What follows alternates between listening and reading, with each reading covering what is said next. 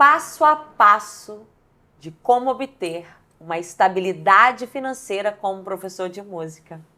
Eu sou Tatiana Starling, sejam bem-vindos ao nosso podcast Poderosa e Ele. E hoje eu tô aqui com o meu parceiro de podcast, marido, sócio, Matheus Starling. Sou eu. Olá. Obrigado. Ai, que bom. É sempre bom estar aqui junto, gravando para essa galera. E esse nosso programa, esse nosso canal é para você, que é professor de música, que empreende. Então, se você tem algum amigo que não conhece o nosso canal, mas que também é um professor de música, compartilha esse podcast com ele. Toda semana a gente tem aqui um conteúdo novo. E se você, por acaso, está aqui assistindo porque caiu de paraquedas e não está inscrito, se inscreve. Agora é essa a hora para se inscrever. Se inscrever, ativar a notificação, porque toda vez que a gente publica um vídeo novo, você vai ficar sabendo. Exatamente, porque é um conteúdo pensado para você, que é professor de música, mas que quer empreender, quer sair do CLT, não está tendo muita clareza do que fazer. Aqui a gente tem muito conteúdo para você. Eu não poderia deixar de dizer, Matheus, que para que esse programa aconteça, a gente tem um patrocinador, que é a JMC Academy Austrália. É uma universidade na Austrália, da indústria criativa. Ela é uma universidade parceira nossa há mais de 5 anos. E a gente tem enviado alunos para lá que querem fazer performance musical, áudio, engenharia de som. Eles têm curso também como desenvolvimento de jogos,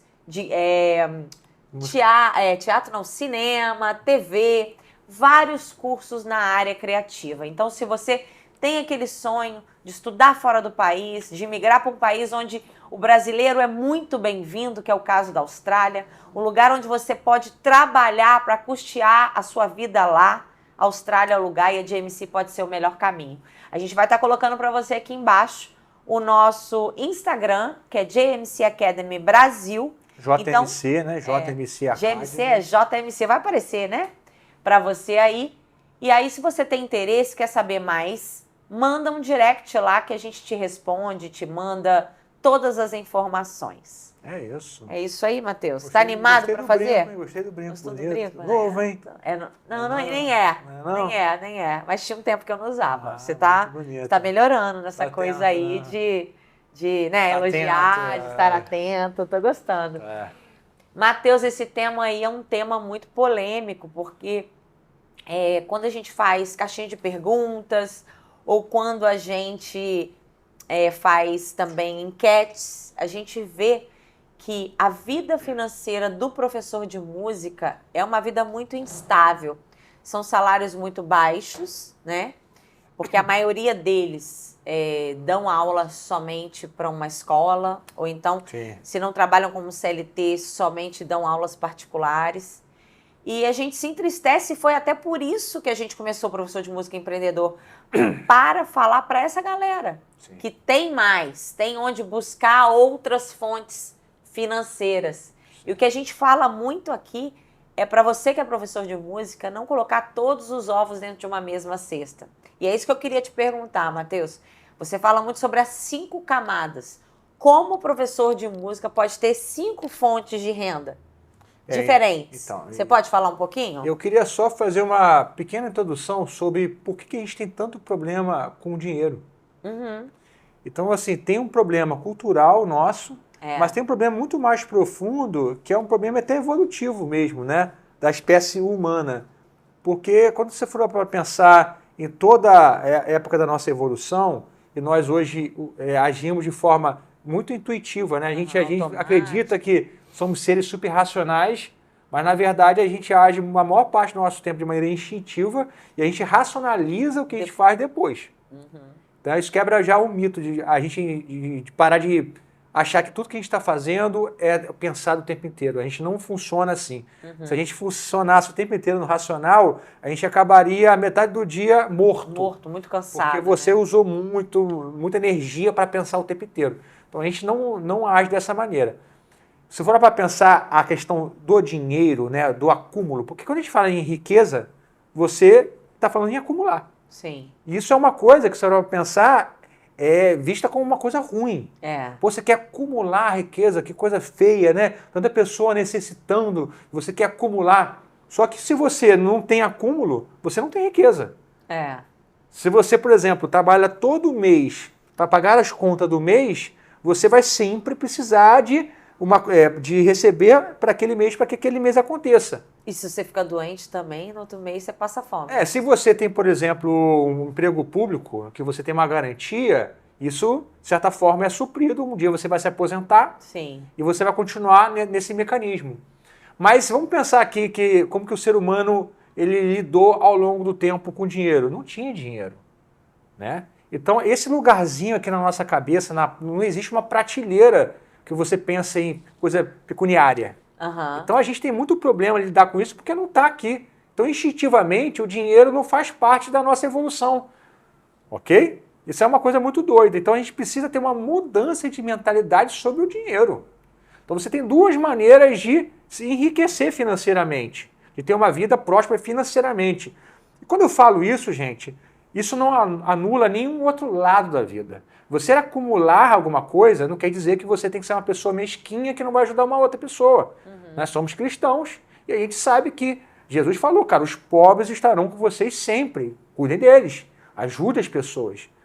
Mas o lado da prosperidade financeira não precisa ser anulado. Sim. Você pode ter as duas coisas, até porque... Até que para ajudar você tem que ter, né? Você tem que ter. Uhum. Então, existe uma mudança de mentalidade. Você precisa pensar, cara, eu preciso ter algum acúmulo, porque eu preciso ter uma renda que gere receita para mim.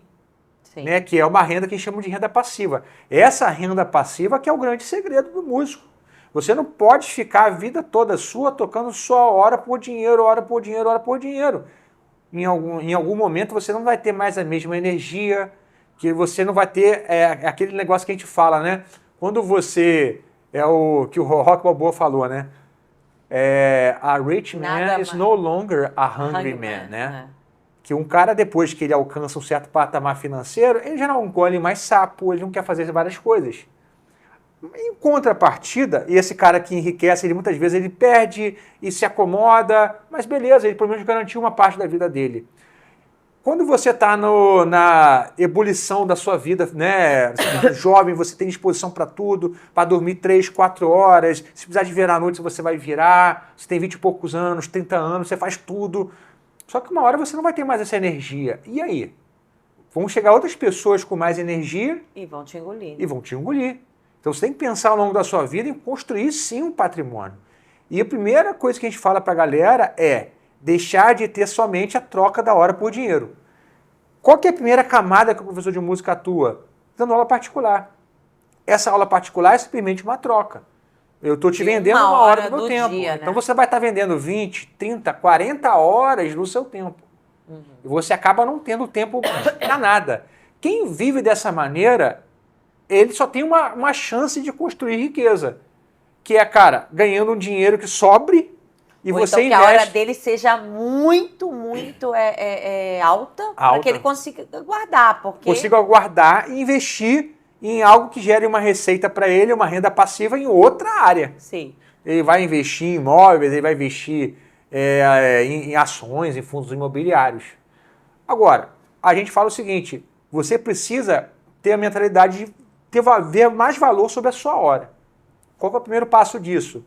Cara, se você está numa cidade que a sua hora-aula é baixa, interior, num bairro, né, que a neighborhoods, né, ali é mais desafortunado, né, a sua vizinhança não tem tanta condição financeira, você tem que ir para o virtual.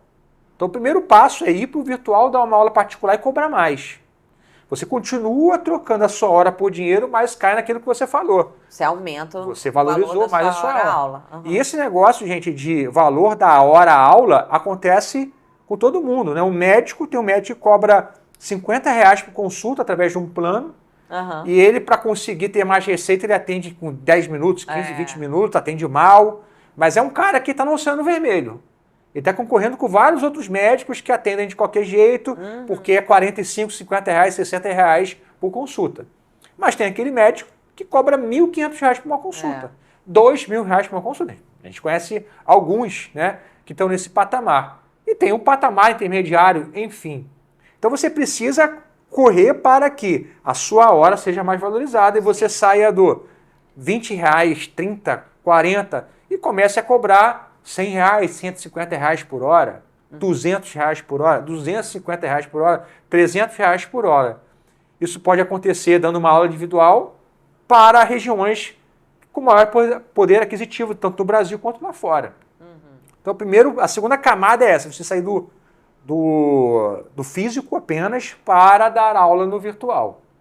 O terceiro passo, que é a terceira camada, é dar aulas para mais de uma pessoa. E aí você continua trocando a sua hora por dinheiro, mas você está valorizando de uma maneira muito maior. Você não está mais cobrando para um aluno, você está cobrando para 3, 4, 5, 10, 15, 20 alunos. Você pode ter uma turma, né? Qual é o limite de alunos que você pode botar na turma? Depende da proposta, do que você está entregando, da sua aula em turma, né? A gente fala muito sobre aulas em turma na nossa formação, a gente passa todo o passo a passo de como a gente entrega a aula em turma, como a gente vende a aula em turma, mas qual que é a proposta aqui? Você agora não está mais ganhando um limite que, por mais que você seja um cara com muita autoridade, seja visto de maneira muito positiva, seria difícil cobrar R$500 uma hora aula no Brasil, né? Muito difícil. Quem cobra R$500 uma hora aula? Mas você pode cobrar R$1.000 uma hora aula se você tem 10 alunos pagando R$50, R$500. Se você tem 10 alunos pagando R$100 por hora, R$1.000. Então você já foi para um novo patamar. Então a gente falou de camada 1, só aula particular. Presencial. Camada 2, aula particular, mas online. Exatamente. E agora, valorizando mais a hora-aula. A terceira é aulas em turmas. Em turma. E tem vários, né? Independente se é online ou se é presencial. A sua hora-aula ali ainda vai ser aumentada 2, 3, 4, 5, 10 vezes. Então, dentro desse aulas em grupo, entregas em grupo, você tem vários formatos. Você tem o formato de uma turma, que pode durar 3 meses, 6 meses, 1 ano, 2 anos. Pode ser aula teórica, pode ser aula prática.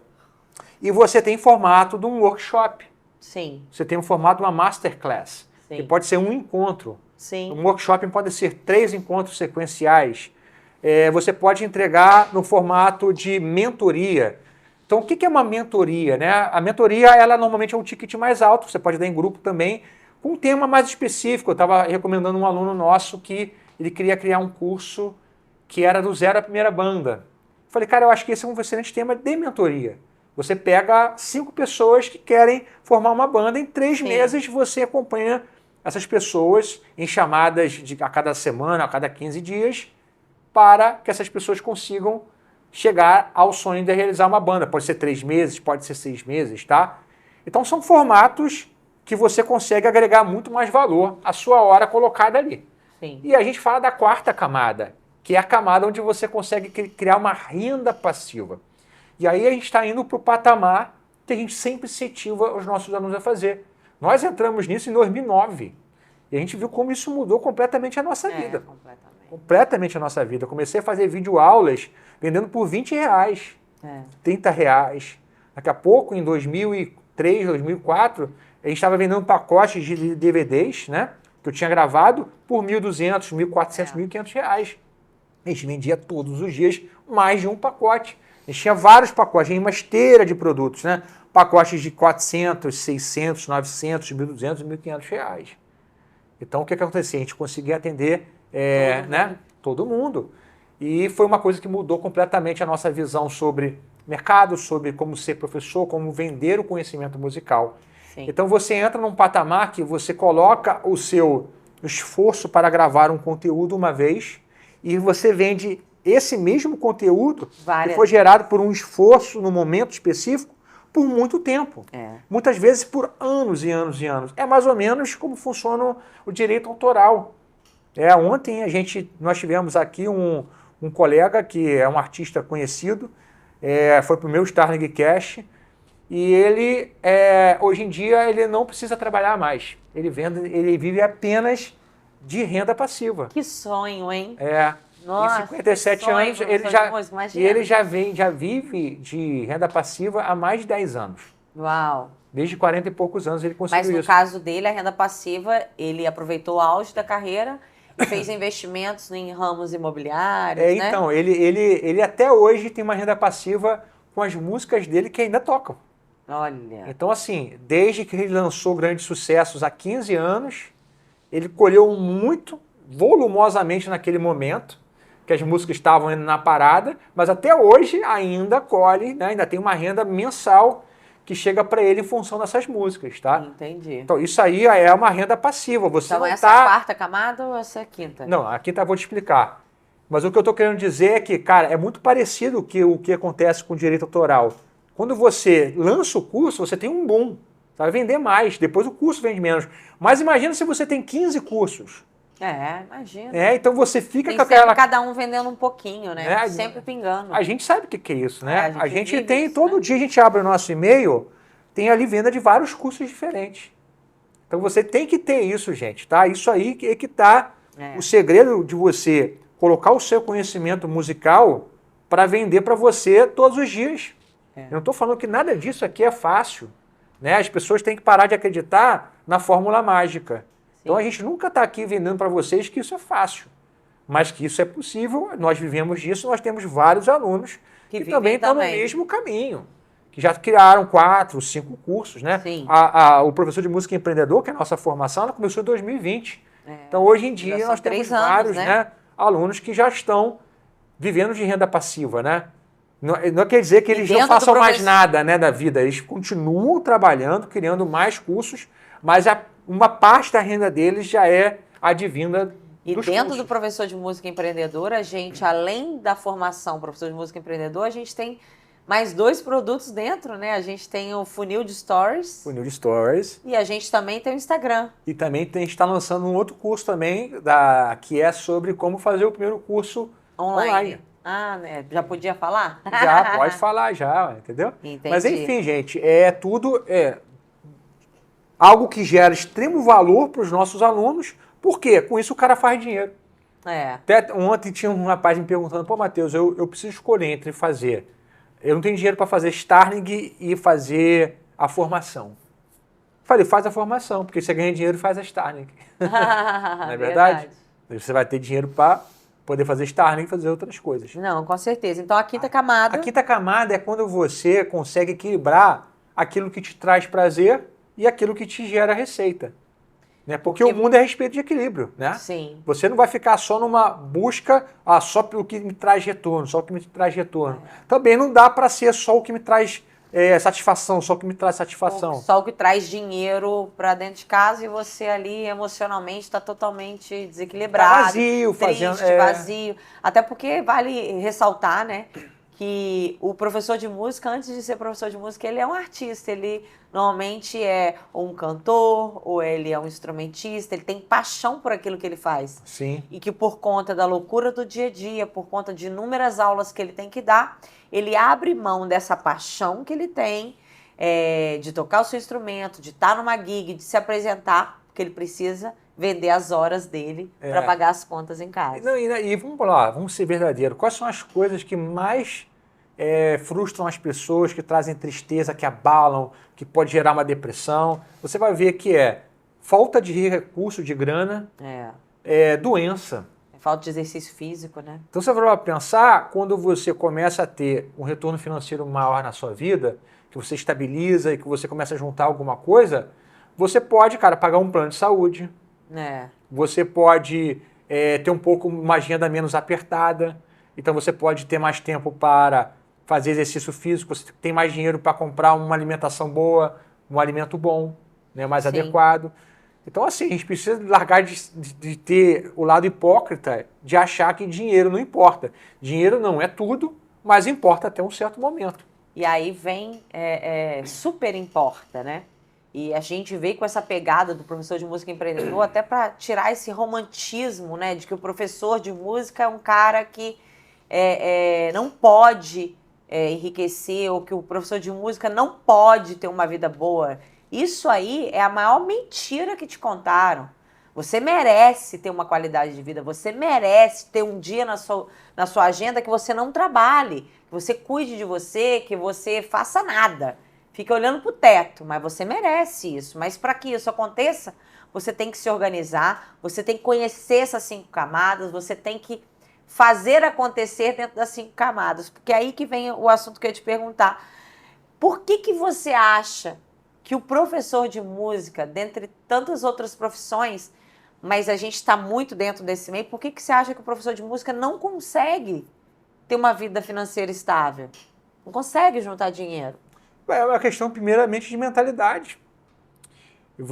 Quando a gente começou o professor de música empreendedor, eu lembro que uma mulher uma vez comentou assim: empreendedor, isso é uma grande mentira que o neoliberalismo, capitalismo, não sei de onde, colocou na cabeça dos professores. Vocês não são empreendedores. Então isso que eu estou falando para você está na cabeça de um monte de professor. De que empreender é uma coisa ruim. E é o que eu falo, gente, eu não estou aqui para mudar ninguém que não queira ser mudado. Não, exatamente. Então o cara que quer ser CLT, quer fazer um concurso público, cara, vai com Deus. Não é para quem eu estou falando. Eu estou falando para quem quer mudar e quer empreender na música. Então, eu vou te dizer para você, a maioria dos brasileiros possui essa mentalidade. Tanto que o brasileiro fala ganhar dinheiro. O americano fala fazer dinheiro.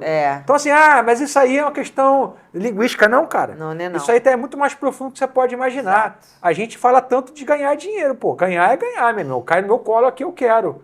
Mas de fazer, cara, você correr atrás e gerar isso, né? Porque fazer, você precisa gerar. Tem a gestão, tem que sair do que é embrionário, tem que sair da semente, tem que ser uma árvore e criar fruto. E aí me fizeram... eu trouxe aqui alguns comentários que as pessoas fizeram em alguns vídeos nossos, né? E aí uma das pessoas falaram assim, o professor que já tem uma agenda cheia, já tem uma vida financeira, não é estável, mas está conseguindo juntar alguma coisinha, o que deveria fazer primeiro? Poupar mais, colocar numa poupança ou investir? O que fazer com esse dinheiro? O primeiro passo é sempre investir em si mesmo. Você precisa investir em si mesmo sempre, tá? Mas muito mais quando você ainda precisa de muito conhecimento para virar esse jogo. A gente sabe disso, a nossa vida inteira a gente investimos muito pesadamente até um certo momento, a gente continua investindo, isso nunca para. Nunca. Então, o primeiro é investir em si mesmo. Investir em si mesmo, você diz, em conhecimento, em cursos, né? Tem que cada dia se instrumentalizar mais para poder fazer mais, não é isso? Por exemplo, você fazer um curso de música, estudar com um grande professor, ou ir para a faculdade, fazer uma formação como a nossa, que é o outro lado, né? O lado do mercado, marketing, venda. Isso aí vai te ajudar a ser mais valorizado, a ter mais autoridade e cobrar mais, né? Ter frentes novas de atuação. Depois disso, você precisa criar uma reserva de emergência. Isso aí é um basicão assim que todo mundo deveria ter. Hoje em dia, com a concorrência dos bancos, né? Tem muito fintech, banco digital, que você consegue deixar o seu dinheiro parado numa poupança, conta corrente, que ela rende o CDI. Ou seja, você não perde para a inflação, teu dinheiro não fica parado desvalorizando.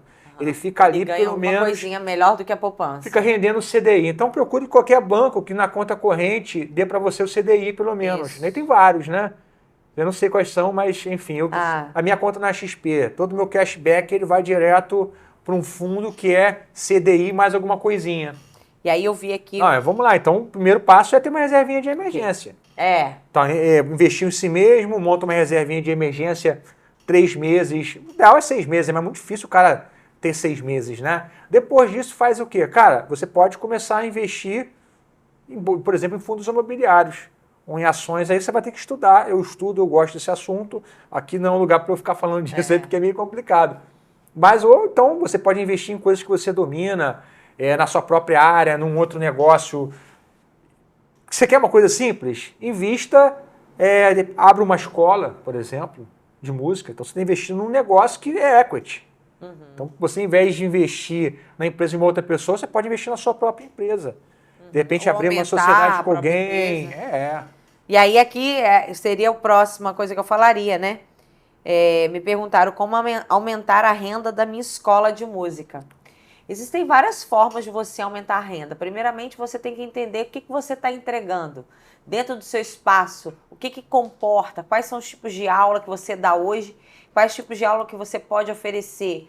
Algo que eu falo que é o pulo do gato que a gente tem lá na escola e que a gente ensina aqui na nossa formação, nas aulas de vendas para os alunos, eu dou a dica, é vender mais de uma matéria para o mesmo aluno. Por exemplo, o cara faz aula de guitarra com você. Oferece para esse cara uma aula de teoria, harmonia e percepção juntas, ou harmonia separado de percepção, ou uma prática em conjunto. Oferece para esse mesmo aluno que já é seu cliente, já sabe da sua qualidade, já traz um benefício. Você já traz um benefício para a vida dele, transformador, né? Aquele cara que entrou sem tocar nada e hoje já toca. Você pega esse cara e coloca ele, por exemplo, numa prática de banda, é uma matéria a mais, é uma mensalidade a mais. Então, só aí você já vai aumentar a sua renda na escola de música. Uma outra forma também de você aumentar seria, ao invés aumentar o valor das suas aulas particulares. Por quê? Porque uma aula particular não compensa nem para o professor de música, nem para o dono de escola. Então, a aula particular tem que ser o seu produto mais caro, bem mais caro. 30%, 40% a mais do que o valor de aulas em turma, por exemplo. Então, mude esse quadro que você tem em relação às aulas particulares, às aulas em turma, e estimule os seus clientes a fazerem aulas em turma. Por quê? Porque você vai aumentar o valor da hora-aula da sua escola. Então, às vezes, aquela mesma turma que vai ocupar aquele mesmo espaço naquela hora, que estava rentabilizando para você R$500 por mês, você vai vender aquele R$500 por 300. Mas você vai botar 4, 5 cabeças ali dentro, que no final das contas vai dar R$1.500 se você bota 5. Então, assim, 300 vezes 5, né? 1.500. Aquela mesma hora-aula que você ganhava 500, você vai estar rentabilizando por 1.500. É uma outra forma de você aumentar o faturamento da sua empresa. Agora, tem uma outra coisa que você tem que fazer de tempos em tempos na sua empresa, que é algo que eu faço questão de fazer pessoalmente, por mais que eu tenha pessoas, gerente, coordenador em cada área, é algo que eu delego para que seja feito a cada 6 meses, pelo menos, 2 vezes ao ano, que é baixar os custos fixos que você tem, né? Por exemplo, toda empresa, toda escola tem aí uma conta de telefone, tem uma conta de internet, tem algum servidor, ou tem a conta de luz, ou tem a conta de água, ou tem um aluguel. Todo mundo tem. Renegocie os seus contratos. Isso é uma prática que existe no mercado que ninguém faz. Isso é algo que virou para mim praxe. Obviamente, aluguel eu tento uma vez por ano, mas essas outras contas, de 6 em 6 meses eu estou ligando para baixar. No final das contas, se você baixa 5 ou 10%, é mais dinheiro no seu caixa. Então, assim, é um conjunto de ações que você pode fazer para aumentar o seu faturamento. Não só o faturamento, aumentar o seu lucro. Porque você, quando... olha só que interessante isso aqui.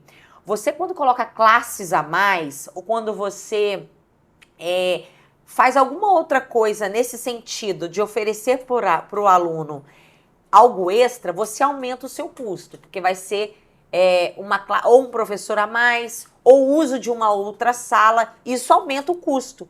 Mas quando você diminui a despesa, é lucro 100%. 100%.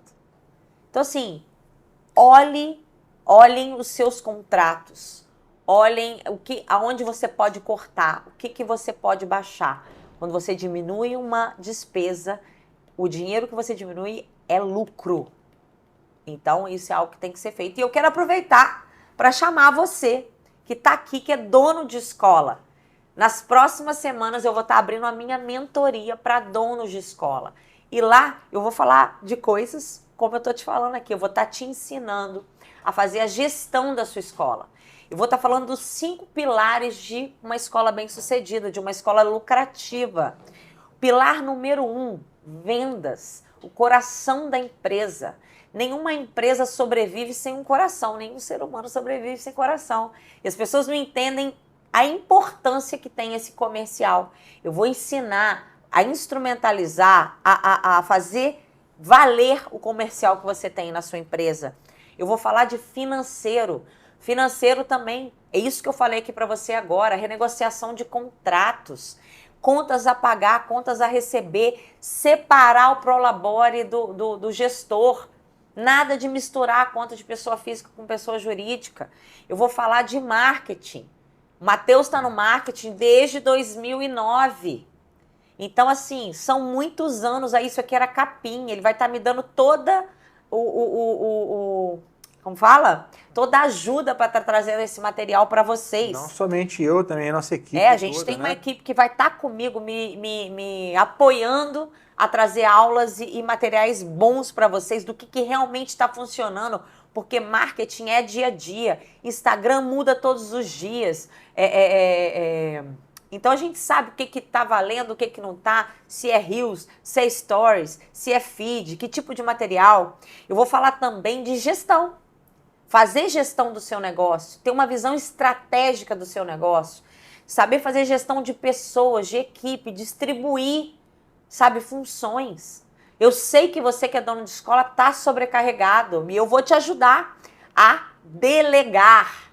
Você tem que aprender a delegar, não é delargar, é delegar. E eu vou te ensinar isso. E por último, eu vou estar falando da entrega. Então, são 5 pilares. O que é essa entrega?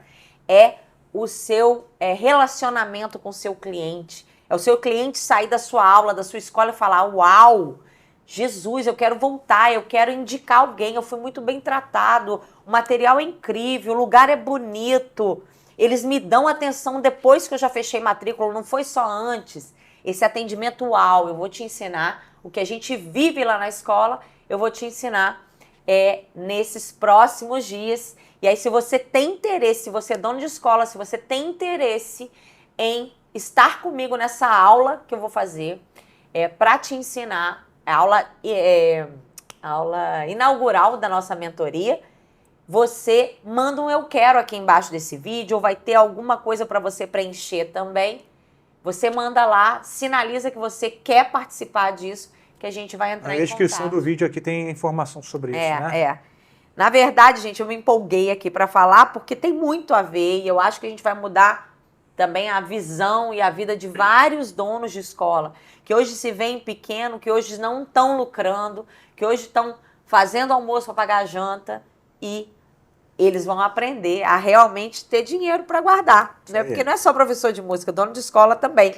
E aí eu quero ler alguns comentários que a gente pegou aqui nos nossos vídeos, e a gente vai comentar sobre isso, tá? Tá bom. Como a Lohane escreveu aqui, como conseguir mais professores para a escola em um lugar onde não se encontra bons profissionais?